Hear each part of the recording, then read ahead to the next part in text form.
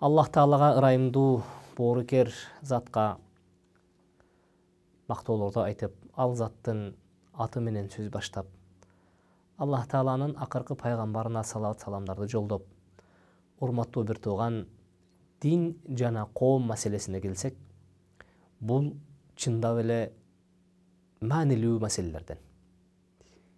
Дин жана коом. Менин башымдан ушундай мезгилдер өттү. Мектепке келсем, мектептин кире бериш маңдайына чоң ак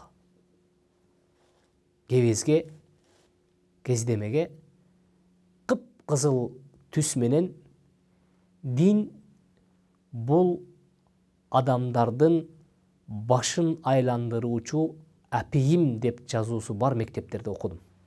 Бул албетте социалисттик идеологиянын мезгилинде болгон жашоо.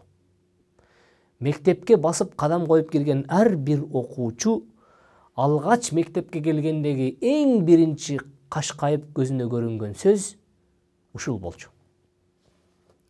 Биз ошол коомдун мүчөлөрү болуп чоңойдук.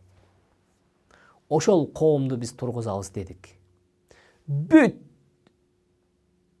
мурдагы союздук чөлкөмдө, тегеректе жашаган калктын баары чогуу чаран ошол чакырыктын аркасында бир өкмөттү тургузабыз деп 70 жыл күчүбүздү, акчабызды, жаныбызды, акылыбызды жумшап аракет кылдык элек. Бирок 90-жылга келгенде кумга суу куюлгандай ал өзүнөн өзү жок болуп калды дагы. Биз астыбызда элестетип аткан жанагы ат көтөргөн адамдардын үмүтүн алдаган коммунизм дегенди таппай калдык. А көрсө ал чындап эле жок нерсе экен. Чындап эле жок нерсе экен, аны биз издеген экенбиз. 70 жыл өмүрүбүздү, байлыгыбызды, ден соолугубузду, акчабызды, эмгегибизди жумшап издеген экенбиз, бирок ал нерсени таппай калыптырбыз. А билесизби, ошол мезгилдеги коомдогу акыбалды. Адам өмүр бою кайсы бир нерсенин аркасынан үмүт этип аракет кылса, бирок жыйынтыгында эчтеке таппай калса, кайсыл акыбалда калат. Жөнөкөй караңыз, кайсы бир киши өзүнүн короосуна 1 гектар жерге будай эгип, күзүндөсү келип 1 гектар жер сепкен үрөнүнүн өзүн кайтарымын таппай калса, кандай дарбызы колунан түшөт. Караңыз, бир кишинин 1 гектар сепкен эгинин аркасынан пайда таппай калса эмне болуп атат? А сиз элестетиңиз, бир чоң коом башында келип Ленин деген кашкабаш коюп кеткен жалган идеянын аркасында толук бир коом өзүнүн 70 жылдык 2,5 муун жашоосун жоготуп, колунан дарбыз эмес, колунан акылы түшүп калган. Адамдар ушул учурда көпчүлүгү жаңкыйдыга барган, көпчүлүгү, билесиз, урматтуу менин бир тууганым, бул учурда биз айкын түшүнсөк болот, диндин коомдогу орду абдан чоң. Дин эмне кылат дегенде, дин коомду тургузат. Ар бир кишиге сөйөнүч, таяныч берет, багыт берет, аларга үмүт жандырат. Эртеңки күнү анын аркасында алардын үмүтүн актаган келечекти берет. Эмне үчүн дегенде жараткандан сунулган мыйзам бул. Муну киши ойлоп тапкан жок. Аны Мухаммед тапкан жок, аны Иисус тапкан жок, аны Моисей тапкан жок. Алар болгону бизге жеткиришти. Алар болгону бизди окутушту. Алар мойнундагы милдетин аткарышты. А биз 21-чи кылымдын жаштарыбыз деп эч нерсени көзгө илбейбиз.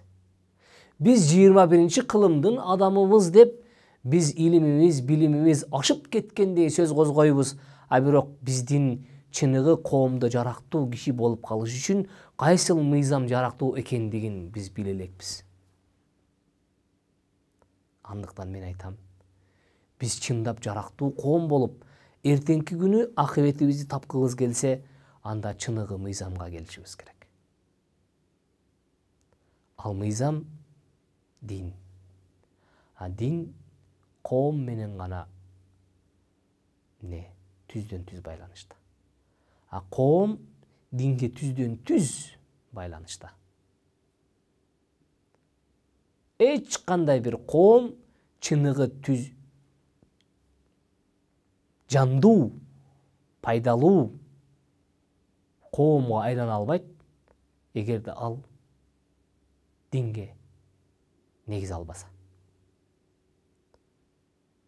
Эмне үчүн десек, ар бир коом өзүнө жарактуу мүчөлөрдү даярдаш керек. Эмне болгон жарактуу мүчөлөргө ээ болуш керек коом?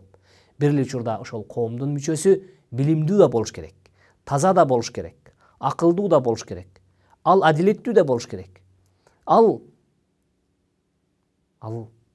Анын артынан ар бир коомдун мүчөсүнүн артынан бирден полицейскийди, бирден милицияны, бирден сотту коюп коюу мүмкүн эмес. Бирок диндин тарбиясы аркылуу ошол коомдун мүчөлөрүнө тарбия берсеңиз, ар бир коомдун мүчөсү анын соту дагы, милициясы дагы, көзөмөлчүсү дагы үстүндө тургандыгын билет ал Аллах Таала.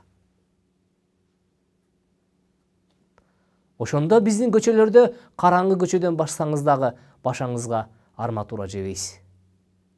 Базарга өзүңүздүн оокатыңызды жайып койсоңуз дагы аны уурдап кетет деп ойлонбойсуз.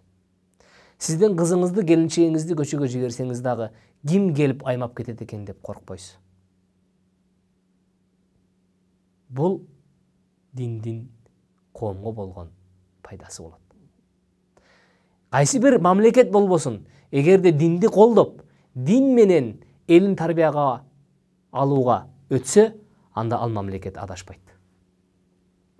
Себеби дегенде дин кимди өстүрүп чыгарат дегенде, ал мыйзамды уккан, мыйзамды сыйлаган, мыйзам менен жашаган адамдарды өстүрүп чыгарат. Мына дин менен коомдун ортосундагы болгон байланыш.